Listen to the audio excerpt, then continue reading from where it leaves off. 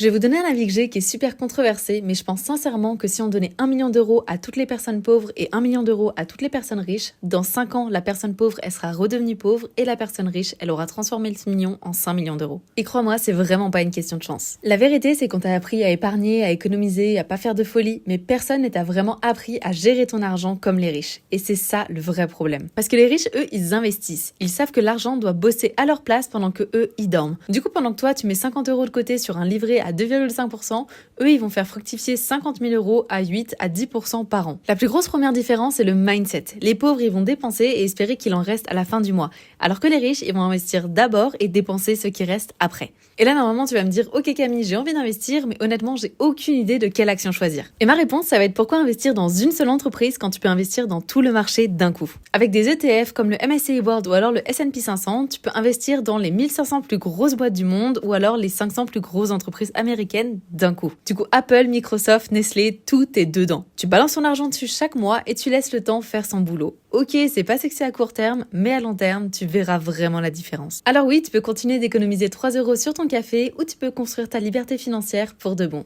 À toi de voir. N'hésite pas à liker et à t'abonner.